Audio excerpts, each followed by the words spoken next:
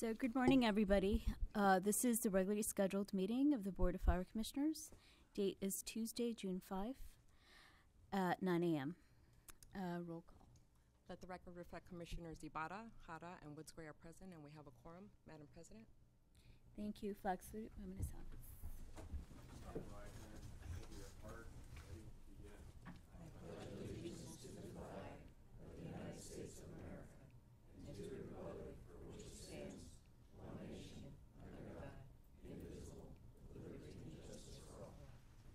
Please join me in a moment of silence in honor of past and present members of the Los Angeles Fire Department who devoted their lives to the protection of our community.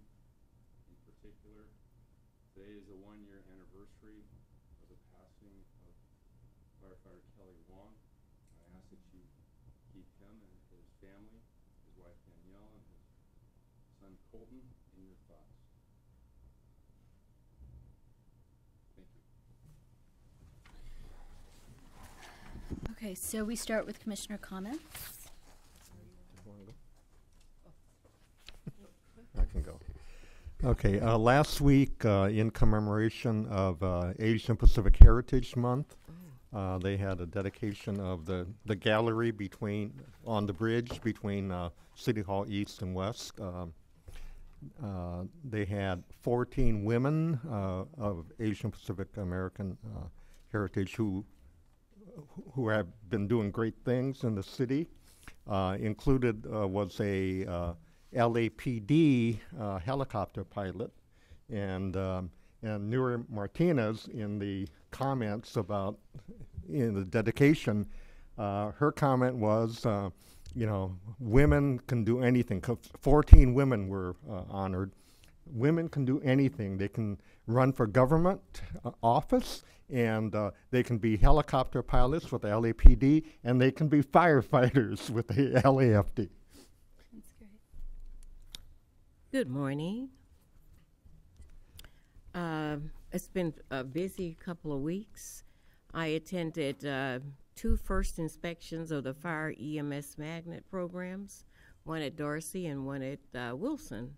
Wilson has 9th and 10th graders, and Dorsey has only the 9th graders. But each program was very impressive. I was most impressed with the statements by the students and how they had gained so much from being in the program this year, and also the excitement for next year, because some of them stated, "Oh, I can't wait to see what we do next year." And I thought, wow, that's very positive. And so I was excited to be there to celebrate with them and to tour the Fire EMS classroom at Dorsey High School that they're setting up. And it's like it's working out to be a very good program there. And I thank Captain Carlin and Tricia Harris for the work that they're doing as a part of that program, because they're working very hard. And many of the students acknowledged, many of the members of the fire department, as they gave their comments, they picked out different ones who had been role models or who had guided them or helped them through with issues this year. So, that's to me that's what we're all about, trying to build a team for the future, whether it's a team that works in the fire department or just does good work for life. I think it's really important that we continue this work. The staff at all of the schools were very gracious and very excited and seemed to be very involved. The principals attended each of the services, which is very, at this time of the year, a good thing, because they have so many activities at their schools. And also our leader for the recruitment department, Chief Kapner, we appreciate the work that she's doing, because Captain Carlin and Tricia Harris are working with her. And so that I thought was very good. The parents at Dorsey seemed to be elated that we were there and helping their students, and that their students were in the program, because the parents there showed up. Wilson, they didn't have, I don't know if they didn't invite the parents, but the parents weren't there for that one. It was just the students, and some of the other students from the school came in actually to watch the inspection. And I told some of the kids at Wilson they need to show me how to polish my shoes because they had those shoes spicky span. They were very shiny. So they had done an excellent job. And I attended the Dodger game with UFLAC, honoring firefighters. And we were really pleased, and I really wanted to attend because Chief Katie Kepner threw the first ball. And that was exciting for me to have our female from the fire department active at the baseball game. And then they also highlighted Margaret Stewart and her dog on the big board. And then we had two firefighters. One of ours, Chief Mathis, called the signal for the game to begin. And so that we were very active at the, and I think those were our bagpipers. I'm not sure, but they looked like they were playing at the very beginning. So that was a very good beginning. I also just want to call attention to the fact that June is Gay Pride Month. It's a month when we honor those who have achieved, who are part of the LGBT community. And I'm very concerned about that. I have been an ally, and I belong to Stonewall Democratic Club, so that I can pursue equality and fight against discrimination and violence for the LGBT community. I think that within our department, I hope that we will make all of our members feel very comfortable, respected, and a part of our family as they would any place else, because that's what this month is about. It's self-affirmation, dignity, equality of rights, increase their visibility as social group, build community, and celebrate sexual diversity and gender variance. And so these are some of the things that we've talked about in our small groups, and I hope that we'll talk about them in bigger groups as we go throughout the year and the years. And we do honor all of the LGBT staff that we have, and appreciate them for the service and recognize that they are a big part of our family. And we certainly appreciate all the work that everyone does. And in particular this month, we just want to recognize that this is a month that celebrates the fact that we have diversity and we are celebrating it. And I think that covers my month. Thank you. Let's move on to report of the fire chief. Thank you, Madam President. I could not attend the Dodger game, but within moments of Chief Kepner throwing that pitch, somebody sent me the video to my phone. And I'll say that it was almost a strike. And so, Chief Kepner, very proud of you. We'll be practicing for next year. On May 17th, I had the honor of attending the Central City Association Treasures of Los Angeles, honoring the men and women of our department, as well as a few other honorees. There was over 1,200 people at the JW Marriott, and our department was being recognized for our performance during last December's brush fires. I was very, very proud to accept on behalf of the men and women of our department, as well as be honored with the other honorees. They had Janet Evans, who's the Olympic swimmer, and Jonathan Gold, who's a food critic. I invited him to critique our meals at all the fire stations. So it was a very well-attended event. I was very proud to be there along with my staff. On May 25th, I went and visited our Drill Tower 40 to talk to our recruits. I joined them for a 4-mile run. We need to teach them that being fit is something that they need to be from day one until they retire. We're having graduation this Thursday, 10 o'clock, Drill Tower 40, and we'll have 3 female graduates. May 31st, we had the Civilian Employee Recognition Luncheon at Hodgkins. Very proud to attend that. It was a large crowd. Our civilian staff allow our firefighters and our paramedics to do what they do. They repair our apparatus. They pay the bills. They send out the bills. They collect revenue. They do so many things, and they're truly the motor of our department. Without our civilian staff, we couldn't do what we do. And lastly, this past Saturday, I attended the Banning High School All-Alumni Picnic. and I was honored to pass out 7 scholarships to 7 seniors attending college next September. That concludes my report. Oh, Madam President, before we move ahead, I forgot something, and I really would be remiss if I didn't say this. Stacy Gerlich did a workshop for about 150 retired teachers on strokes, and she was so well received. She did an excellent job. They're still talking about her because we had trouble with our PowerPoint equipment, and she had it down. She just kept right on going. And she had a little humor into it. And you know how seniors are. They love that. She was really great. And so we really appreciate the work that Stacy continues to do. She's done workshop for us before. But I just wanted to acknowledge the fact that she and her I can't remember the nurse's name that came with her, but they did an outstanding job, and we appreciate that kind of service for the community because they now have lots of tips about what to do if they have a stroke and how to recognize it. And she also helped us to program our phones so that we could put our emergency information in our phones. Oh, great. Thank you.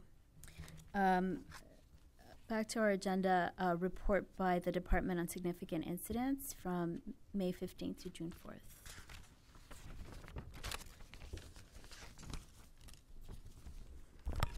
Good morning, Madam President, members of the Fire Commission, Chief Brazos, Attorney Rafish, and to the management and staff of the LAFD, as well as our honored guests.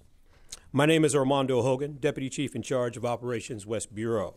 My purpose here today is to share with you a significant incident that recently took place in West Bureau.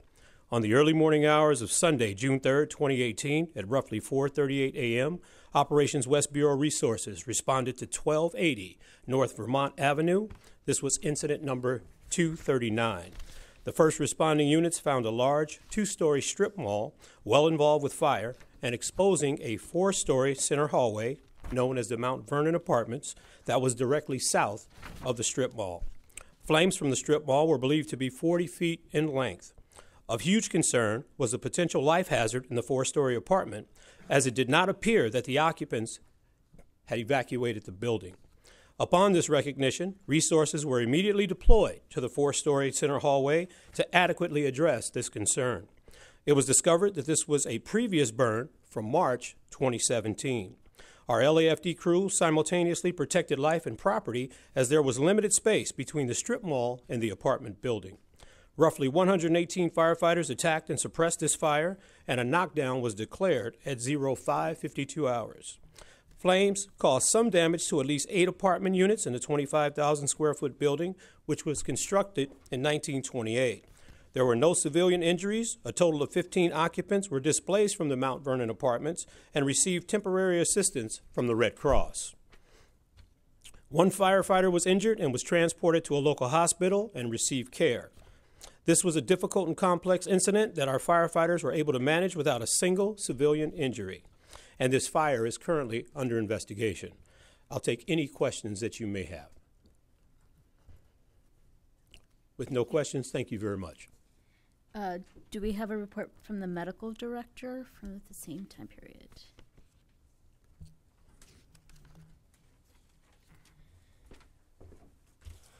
Good morning. I'm Chief Fortman from the EMS Bureau. Morning. Don't like having to speak after Chief Hogan speaks, but a couple of the incidents we've had over the course of the past couple weeks, we've responded to numerous injured hikers where we have successfully rescued, treated, and transported them to local area hospitals. Battalion 13 Resources responded to an auto versus multiple pedestrians with a 17-year-old female in cardiac arrest.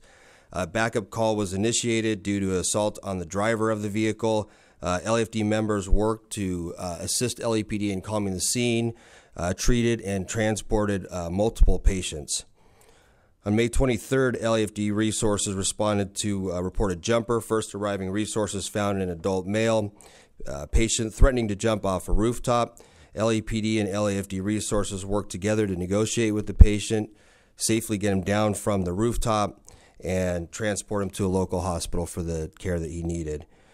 And last week we had a 29-year-old female in cardiac arrest at LAX. Engine 51 and Rescue 63 responded and transported to UCLA with successful resuscitation of the patient having return of spontaneous circulation.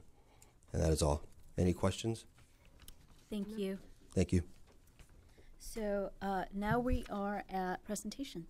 And I think we have one, right? Two? One. Okay. Good morning, Commissioners, Fire Chief Terrazas, City Attorney Ms. Iniguez, Eric Scott, Fire Captain, Paramedic, Public Information Officer. This morning we are honoring Battalion Chief Craig White, who we'd like to ask to come up and join us here. He was the only LAFD member to have participated in 4 out-of-state events of significance that occurred in 2017. He responded without hesitation and represented the LAFD in an exemplary manner by performing his duties with great professionalism and dignity following these 4 major events. So first was at the end of September, where he was deployed to Hurricane Harvey in Houston, Texas, and he served as a facilities unit leader. And this was with the Blue FEMA USAR Incident Support Team. And he provided logistical support to all federal search and rescue assets assigned to the mission. Shortly thereafter, without returning home, Chief White was reassigned to Hurricane Irma in Florida, where he worked under the Red FEMA USAR IST and fulfilled the role of the Logistics Section Chief and provided support to all local, state, and federal search and rescue assets for the entire southern half of the state of Florida. And then almost immediately upon his return home on October 1st, Chief White went to Las Vegas as an agency representative to assist LAFD members and their families who were participants and victims to the Las Vegas County Music Festival mass shooting that took place. He worked with our chaplains, the Relief Association, union leadership to ensure that the members had received the appropriate needs as well as their families. He visited several members in the hospital and many more via the phone. And all the while, he kept the department here back at home up to date with this tragic incident. And then lastly, within just a few days of his return from Vegas, he was deployed as a member of CAL FIRE Incident Management Team 1. And this was for the massively destructive Northern California fires that took place. And he was the team's Deputy Logistics Section Chief. So he provided logistics and direction during these historical, large-scale incidents in Northern California. And in addition to his service at these major events, should be noted that while he was out of the city, he stayed connected to his office. He attended to all matters that pertain to his regularly assigned position. So Chief White's personal sacrifice, his commitment to service, at each of these events was of the highest tradition of the Los Angeles Fire Department and should be recognized as such.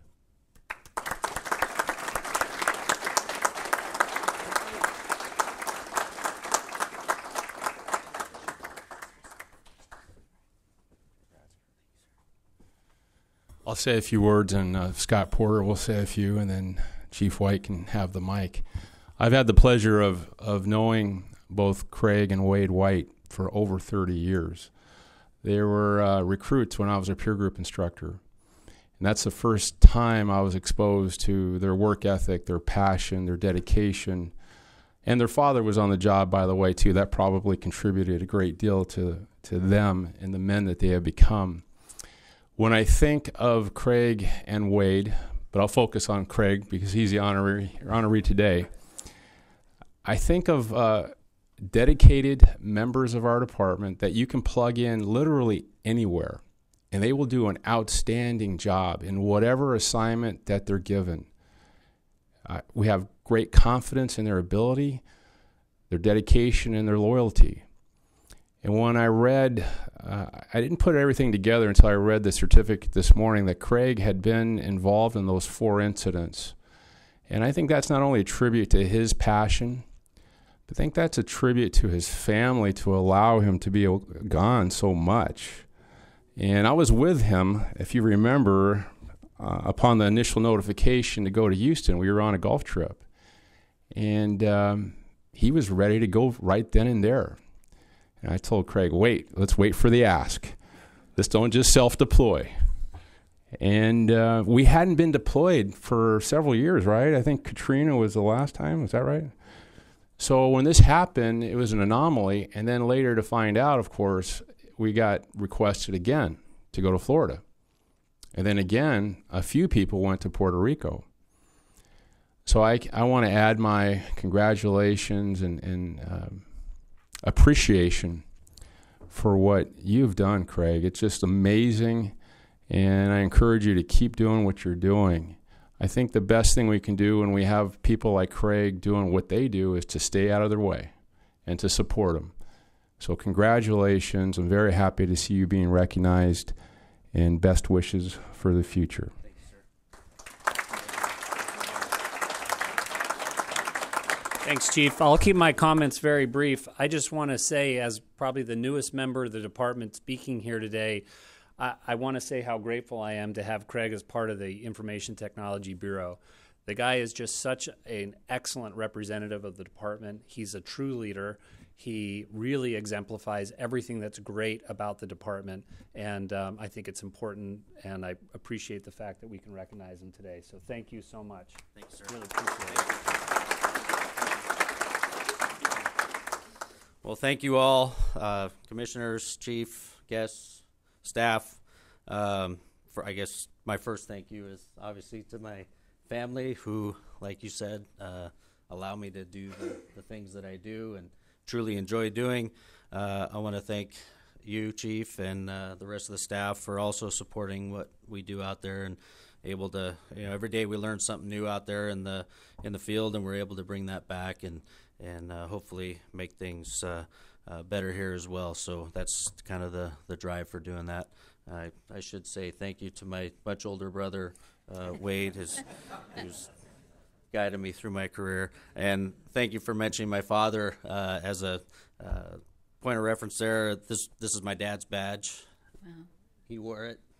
I'm wearing it. So this department means a lot to me and my family. And also I want to say thanks to the rest of the staff back there, my crew and friends, and without the hard work that they did while I'm gone, picking up the slack and keeping things going, thanks to you guys as well. So thank you. Thank you.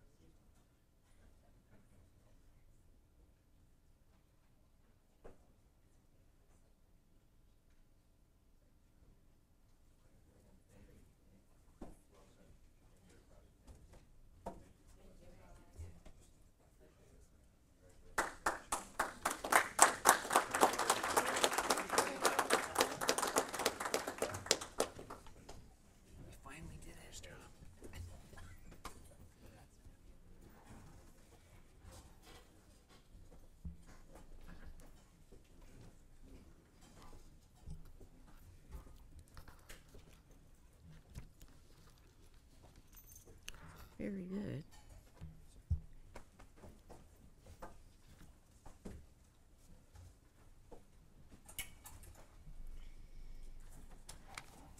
That's nice. Okay, so consent agenda items. Somebody move them. I move to receive and file consent items A and B, and to approve the recommendation, accept the donation in item 4C. Great. Second. All in favor? Aye. Aye. So now we move on to regular agenda item. The first one is 5A, is report by the department on the Professional Standards Division investigator training.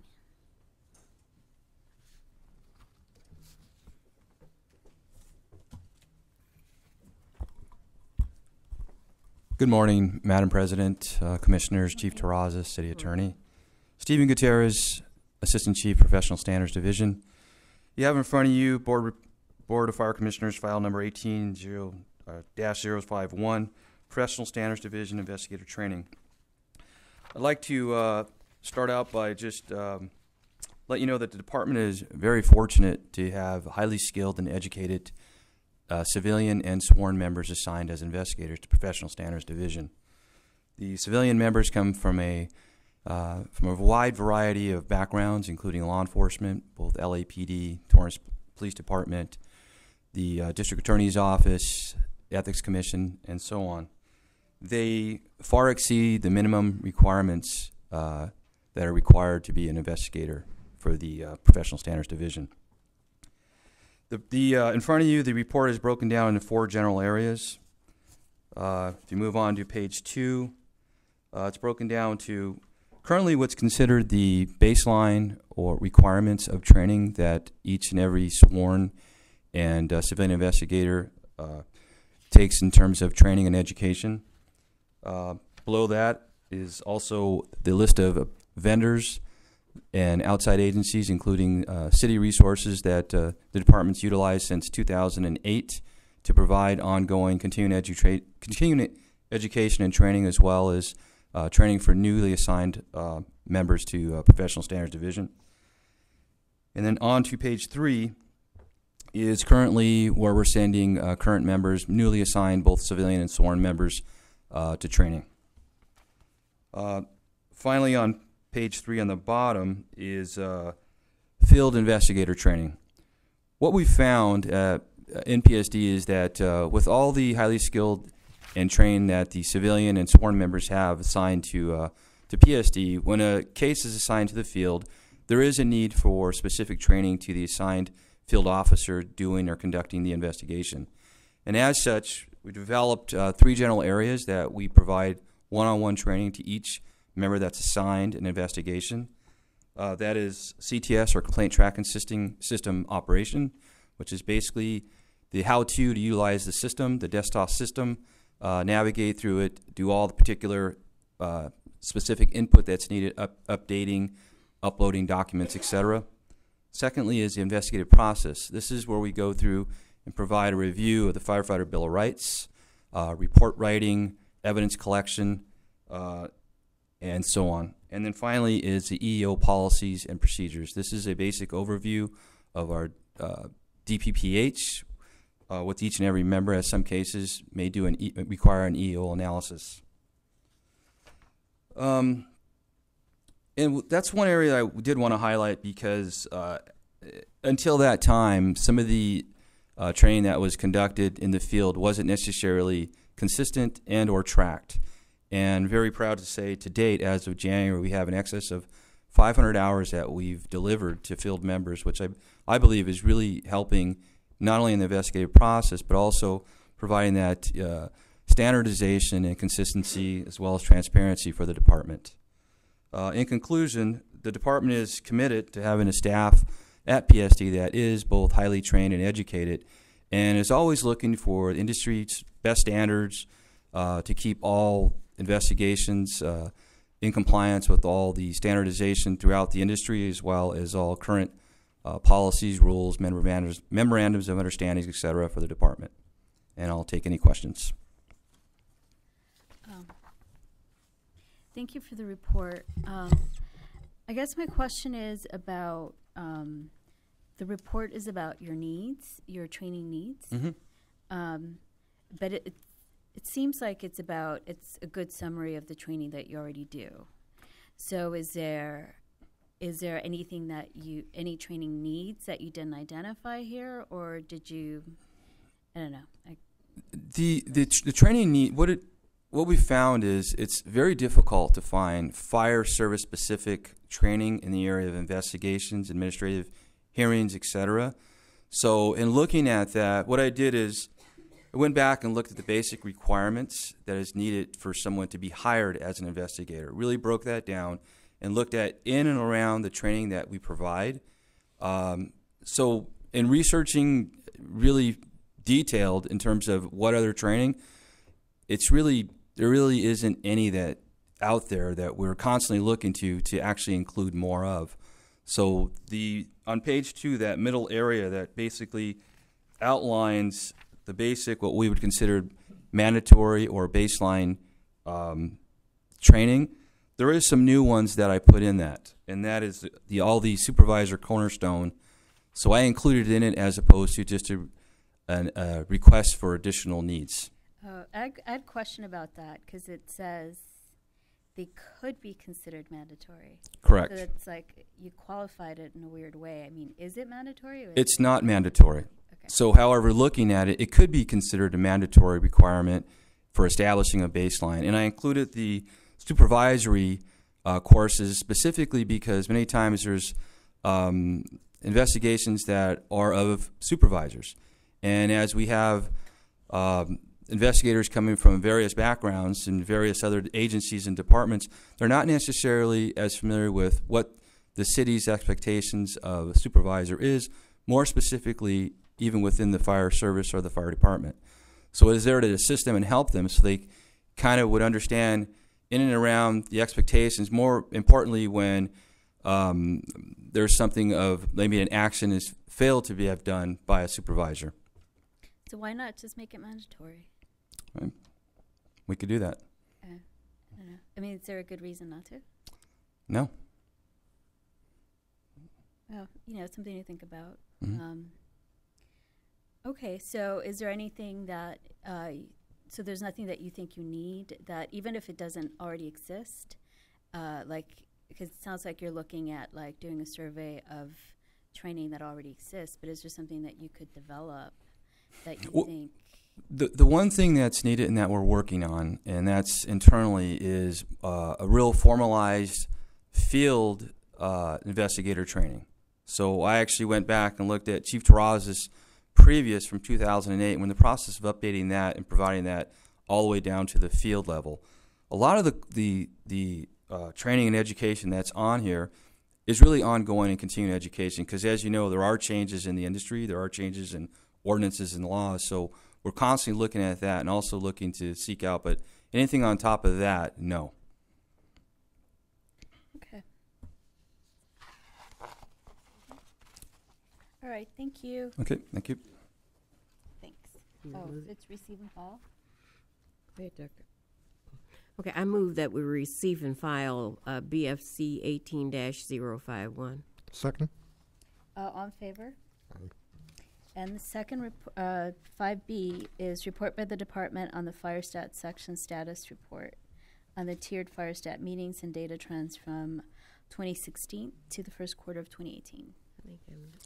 Good morning, Madam President. Good morning. Commissioners. Good morning. Chief Terrazas, City Attorney Radfish, Ms. Iniguez, members, civilian and sworn of the Los Angeles Fire Department, and special guests.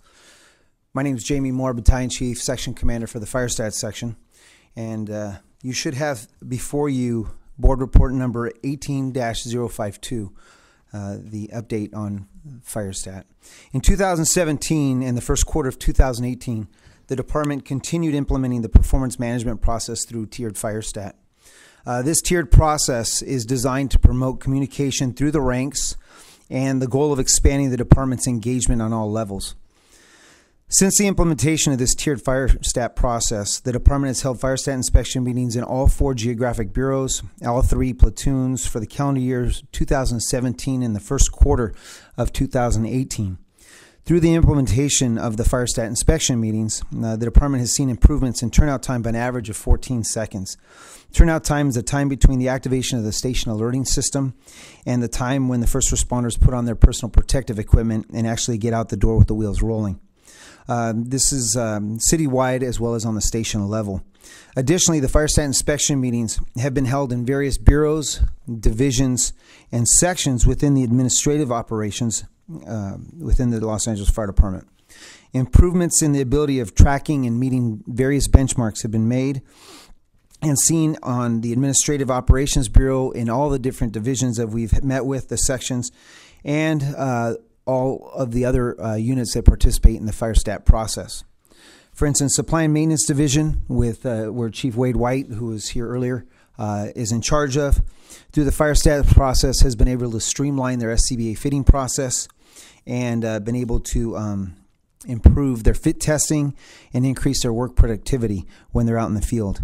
FireStat is working on all levels to establish a foundation of performance management that improves the department's effectiveness and its efficiency. The FireStat section is also part of the Automated Vehicle Locator working group. We've established a baseline for which we will be able to evaluate the effectiveness of the AVL project on resources and their availability as well as their response times. It is anticipated with the gradual implementation of new algorithms and using AVL that we will be able to obtain more accurate data as to our ability to meet the needs of the department with regards to response times and meeting those benchmarks that we've established. The FireStat section also acts as a steward of the department's data, serving both internal and external requests for information, data, and reports. The attached graphs that you have before you will help visualize the department's response time data for call processing time, turnout time, travel time, and operational response time. The graphs show the monthly averages of the metrics for the years 2016, 2017, and the first quarter of 2018. The metrics have been analyzed for EMS incidents, non-EMS incidents, as well as critical advanced life support, which we call ALS, and structure fire for operational response times. FireStat continues to evolve as we add new technology like AVL and as we continue to manage the department's performance. With FireStat, the metrics we've established, and the anticipated impact of AVL, the department is able to analyze its effectiveness and efficiency on all levels. Do you have any questions for the FireStat section? My only question is, I heard that you guys are doing less frequent FireStat meetings. Yes, the demands on the department when it comes in preparation for FireStat is quite extensive. The station commanders are pulling data, providing that data and compiling it for the battalion commanders, and the battalion commanders have to compile their data and analyze all their stations and then meet with their bureau commanders. So what we decided to do was eliminate one meeting. That was a meeting in quarter two, but in an effort just to maintain our response times and keep our accuracy and to ensure that we are still meeting our benchmarks or trying to meet our benchmarks, we've done a periodic audit from a FireStat section and sent that information to Chief Boyer in charge of emergency operations, who sent it down to the 4 bureau commanders, and they're working with the battalion commanders to ensure that those benchmarks are still being met.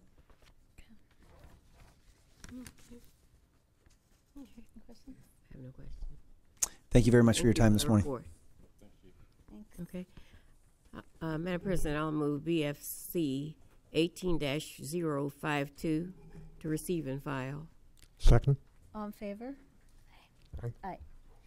So 5C is report by the department on the Los Angeles Fire Department 2018 Fire Department Recruitment Plan, Firefighter Recruitment Plan. Good morning, President Ibarra, Good Commissioners, Fire Chief Terrazas, City Attorney Ratfish, Nisela. My name is Christina Kepner. I'm the Battalion Chief of the Firefighter Recruitment Section, and I will be updating you today on the 2018 Recruitment Plan. I'd like to start by showing you our newest recruitment PSA that has been aired on both media and social media platforms. I was the kid who overcame my fear. I am a mom who's there to wipe away their tears. I'm a leader who believes. in the future of our youth. As I pushed myself to achieve all that I was destined to be. I am an LAFD firefighter. Oh, that's lovely. And you're in it. I am. I was hoping you wouldn't notice that. The firefighter recruitment section has developed a recruitment plan that is focused on increasing workforce diversity. In our plan, we are directly aimed at improving the overall ethnic and gender makeup of the Los Angeles Fire Department so that more transparent and authentic public safety services are delivered to the residents and visitors of Los Angeles. This March, Chief Terrazas presented the new strategic plan, A Safer City 2.0, and in the updated plan, Goal 4, Strategy 2 states that we will enhance efforts to recruit diverse candidates reflective of the communities we serve. So in developing our recruitment plan, we took the specific strategies, tactics, and benchmarks under Goal 4 to develop and implement a plan that promotes fairness in attracting and hiring well-qualified and diverse candidates. We created 6 goals in the recruitment plan. 1 is to budget and staff the recruitment unit to meet the needs and requirements of the recruitment plan. 2 is to continue offering preparatory programs to assist firefighter candidates throughout the hiring process. 3 is to establish formal partnerships with educational institutions. 4 is to continue to standardize and expand the current LAFD youth programs. 5 is to improve efforts to recruit a workforce reflective of the city's population. And Goal 6 is to ensure effectiveness of our recruitment efforts. As you can see on page 5 of our recruitment plan, we developed a timetable to help us stay on track of our efforts. And in order to accomplish these goals within the time frame, we divided up and categorized it into 5 main categories, which are women's recruitment and mentoring, social media and data management, preparatory program advancement, targeted recruitment and outreach, and youth development programs. So at this point, I'd like to tell you a little bit of, or some of the efforts that we have currently been doing. The application process opened in March 5th, 2018, and will close June 29th, 2018. So over the last several months, we have really been putting a lot of effort into focusing on getting diverse applicants and recruiting. Well, we developed a new recruitment campaign focusing on women and underrepresented groups to publicize our upcoming hiring and application process. If you see Appendix A, there's a flyer, one of our new flyers that we developed with one of our female firefighters, and our new campaign slogan, which is the Commit To campaign, in which we used some of our core values and other characteristics that we're looking for in firefighters. We filmed the new PSA with 4 LAFD women of different ranks. We also created or developed 1-minute spotlight videos for social media, highlighting 5 women on the LAFD as well as 4 diverse men on the LAFD, in addition to 5 other videos we created for social media posts. And we're working with the mayor's staff to get celebrities to post those on social media. We've done marketing and outreach with ESPN and ESPNW, including social media posts by one of their sportscasters, Carrie Champion. We've advertised LAFD hiring and events on all social media platforms, Instagram, Twitter, and Facebook. Also advertised on internet streaming, Pandora, Spotify, and various websites. Interviews with local and community newspapers, including The Standard, La Opinion, API, and Oxygen magazine. And we had an API press conference a few weeks ago to get the word out to our Asian communities that we're hiring. We've developed partnerships with local educational institutions, including USC and UCLA athletic departments, where we focused on team building events, recruitment efforts, athlete career fairs, and we've set up booths at their athletic events. We've also partnered with the mayor's office and the mayor's comm staff for greater social media outreach and marketing, and partnered with stakeholder groups from the mayor's office, city council, fire commissioners, Empower LA, Women in the Fire Service, and Stentorians for greater outreach. We've provided 2 large-scale career expos in Los Angeles over the past few months. one at Frank Hodgkin Memorial Training Center in Central Bureau, and one at Drill Tower 81 in the Valley Bureau. Joint LAFD and LAPD women's recruitment event we had at the Getty House with the mayor's support. Attended local women's athletic tournaments, including NCAA tournaments and CrossFit events. Fire Service Day theme this year was recruitment, where we set up 6 booths at various fire stations throughout the day. We've done targeted recruitment at colleges in their fire science programs as well as military bases. We hosted a girls' camp in April where we had 77 attendees, done interviews with iHeartRadio and local media, and then finally local community recruitment events like setting up a booth at the Baldwin Hills Mall. So we've done a whole range of activities. As far as the expos, I just wanted to mention we had a great turnout. For the Central Bureau one, we had 464 attendees with a percentage of 17.4% female attendees. And in the Valley Bureau, we had 222 attendees with 24.2% of them being female.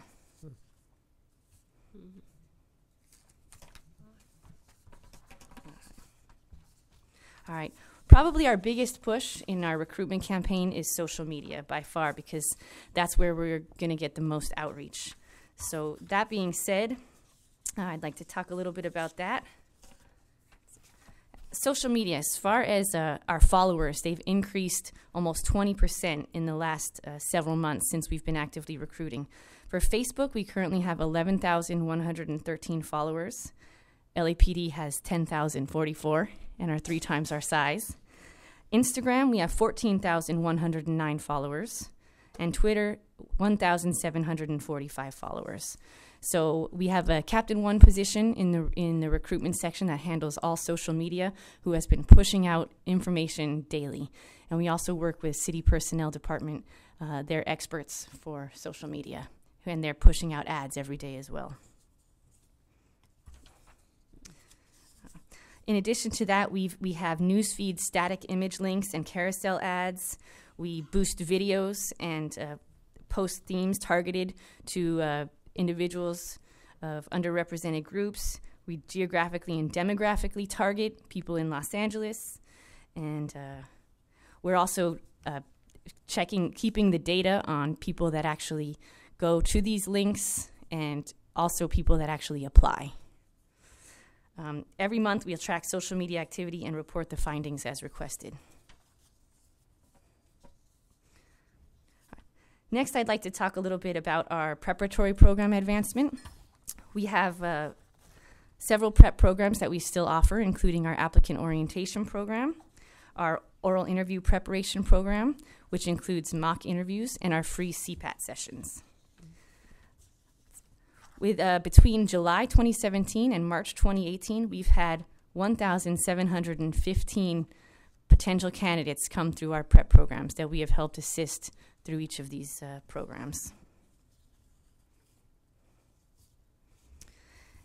And in addition to our prep programs, the final thing I'd like to talk about is our youth development programs, which is really our long-term recruitment efforts, but we're working hard every day to make sure these kids will be prepared, whether it be this time or the next time we open our application process.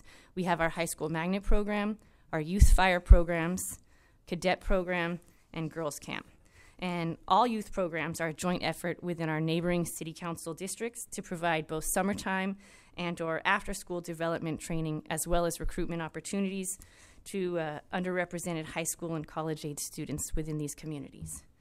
We're going to monitor the trends in the number of kids from all of our programs who enter the selection process and are ultimately successful in getting hired by the LAFD. Before I close, I want to acknowledge that the success of this plan is a team effort. My staff at recruitment have worked tirelessly and well beyond their normal duties to accomplish our goals. They are truly the ones who have executed the strategies within this plan. They're not all able to be here today, but I did want to acknowledge Captain Rick Nahara, who does our social media, Captain Robert Hawkins, who does our recruitment, firefighter Mike Marquez, who's one of our expert recruiters and works with the youth as well, And then I also want to acknowledge City Personnel Department, who is truly our partner with us on all efforts of recruitment, and we are very, very lucky to be working alongside of them.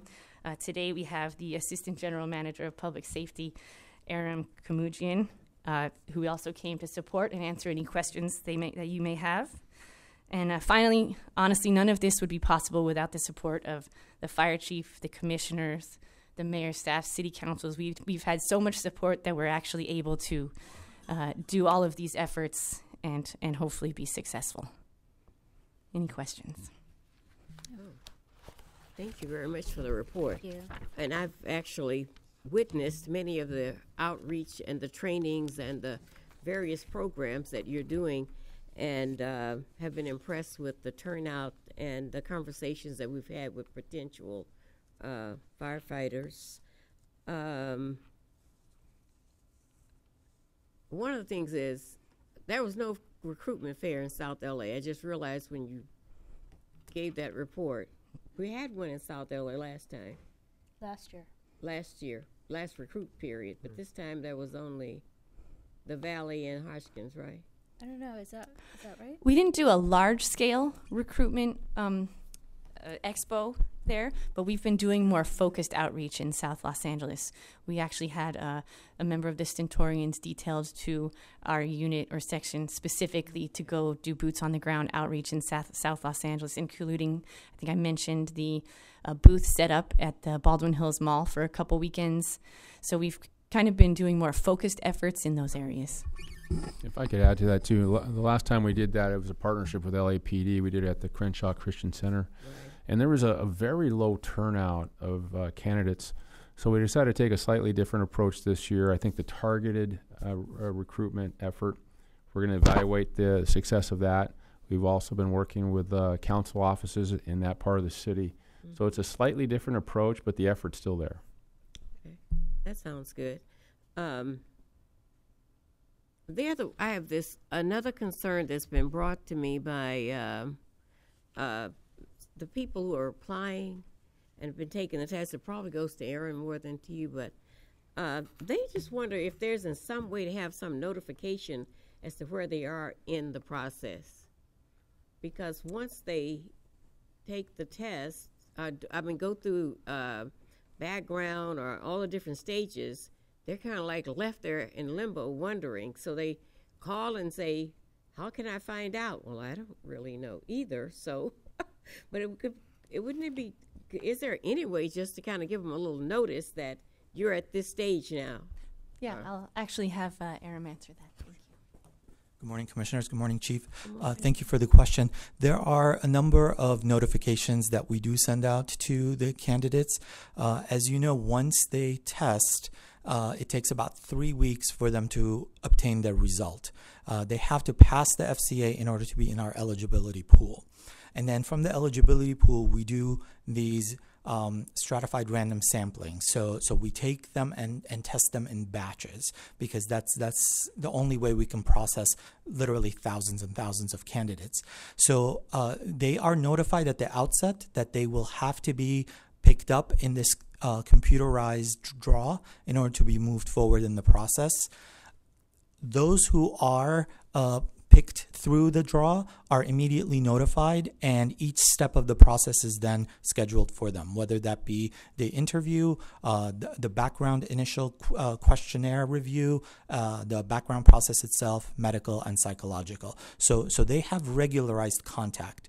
With the group that remains in the eligibility pool, they are not actively being worked because of our limited resources. They are notified that their files will not move forward until they are drawn in the SRS, and we do occasionally send them notifications of where we are in terms of how many more SRSs we're going to do, and we're about to send them a notification right now for folks who are in the 2016 process that if they want to be considered in 2018, they need to reapply just to make sure they are secure in being able to be considered in the future. One of the things that I don't know if I can't recall if Chief Kepner mentioned, but Those who have passed the test in 2016 do not need to retest. They can simply reapply, and they will be considered in 2018. That's good. So after they do the test and go through maybe like the background check or somewhere along the way like that, after they've been selected, they're notified that what's the next step is or where they are? After they've been drawn in the computer draw or after they've been drawn in the computer draw and they've passed the test and got into the process, but it's down the line somewhere where they're sitting waiting to find out what their next step is or where they are. Typically when they are done with backgrounds, medical and psychological, we forward the files to the department for review by the chief, and a decision at that point is made as to whether the candidate will be selected or not. Okay, so at what point do you stop notifying them of where they are in the process? Anyone who has been picked up by the computer draw is regularly kept in touch with because they're actively going through various processes. Those who have not yet been picked up by the computer draw, the contact with them is less frequent because they are not actively being worked as candidates. But these are people who've already been picked by the computer process and have gone through certain steps, and then they seem to be hanging. They don't know what's next or where they are. They know what's next, I think, but they don't know where they are in the process. They know the steps they have to go through because they're all outlined, but it's like, where am I? You know, some of them just don't know where they are for some reason after they've gone through certain parts of this is way after when they're in the process. Okay. That they don't quite understand where they are along the way. We have an exam analyst dedicated to the firefighter exam specifically. Anytime a candidate has any questions, they can reach out to our exam analyst, and she'll be able to inform them where they are. Chief Kepner and her team know and have the contact information for the exam analyst. Her name is Brianna McGee. We'd be happy to answer any candidate's question. Okay, well, that's good. I don't think they knew that they had someone that they could. Absolutely. She monitors all aspects of the hiring process. Oh, okay. Very good. I also want to commend Chief Kepner and her department for the diversity in all of the printed materials, all of those nice big signs that they've made, and a lot of the material that we've been handing out in different places has had really great diversity demonstrated. And so the department, I commend you for that because we want to show the diversity of our department, especially the highlighting of the women. I thought that video that you just did was fabulous. It's beautiful. Thank you for all your hard work. Thank you. Oh, so just following up on Commissioner's questions, is there any way that we can just do that, have them just log in out online to check the status of their application, whether they've been selected, not selected? I think the part that Commissioner Woods-Gray is referring to is after the background investigation, they don't get notified, and that's coming from the department, I believe, that they don't get notified if they've been selected or not. And we've actually they get notified if they've been selected, but if they haven't been selected, there's actually an expiration date. They have 1 year from the time they start their background investigation to complete the process to get hired. So if it's not completed within that 1 year, they may not get notification until they expire. So there is a step in the process that I know we've been working on, trying to make sure people are more informed in that arena. I believe that's what you're referring to. I just know that I got calls that people are confused and they don't know where they are in the process. But as of right now, there's no way to check online that I'm aware of for the status of where they are. That's one of the things that we'll be working on. Just earlier this year, we converted our background investigations to through technology to a program called ESOF. It's an electronic statement of personal history. So from now on, all backgrounds will be paperless, and the department will be able to access the background documents remotely without having to come to personnel. So we'll be able to share files electronically. We'll be able to contact candidates a lot more. This just went live literally a couple of months ago, so hopefully we'll be able to improve all of the processes and keep the candidates more informed of status. All right, thank you. Thank you. So good work, all Thank of you you guys. very much. Thank you so much. Thank you. And thanks for personnel also for your help. Thanks. Very good. So, Madam President, I'll move BFC 18-054 to receive and file. Second. all in favor? Aye. Good. Okay. Where I am. So, actually, we're going to continue the next one, 5D, which is report by the department on the Professional Standards Division response to the independent assessor's discipline settlement agreement audit, because there's like a number of little things that we just kind of need to revisit. So we'll just have that for our next meeting. And so we'll move on to 5E, which is a report by the department on the Information Technology Bureau end-of-year update. Morning, Madam President, Commissioners, Chief Terrazas, City Attorney, Scott Porter, Chief Information Officer for the department. I submitted my written report, so I'll keep my comments brief and be available for any questions. I want to highlight, so this is the final report for this fiscal year. I've been here just over a year, and we've actually done some pretty amazing things with technology. I feel like we're on a great path. Our funding, our budget situation has been excellent and will be in the next fiscal year as well. I think we're going to be able to accomplish many, many great things with the support of the fire chief and the department and council.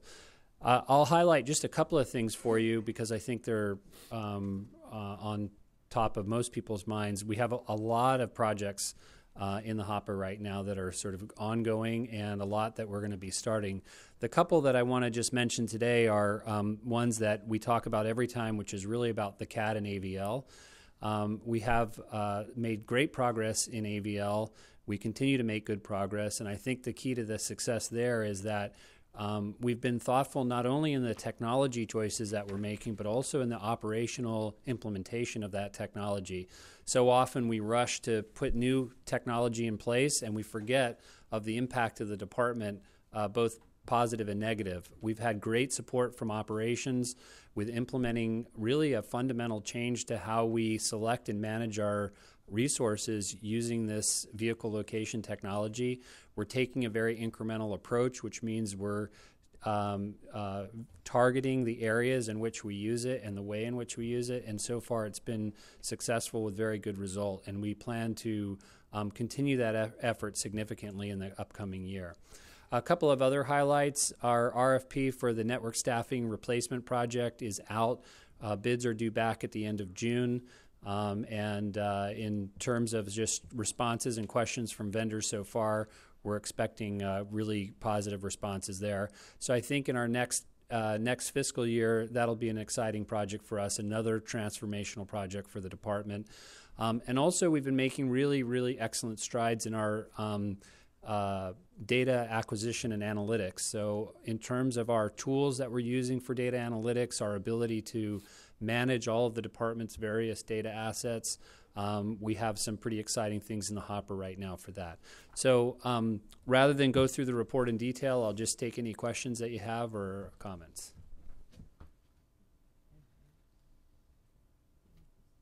No, I don't have any questions. Okay, excellent. Thank you very much. Thanks. So that's our fire commission. Oh, yeah. We need to receive. We need to, Madam President, I move BFC 18-056 to receive and file. Second. All in favor? Aye. So we don't have any public comments, so that's we can adjourn. I so move. Second. All in favor? Aye.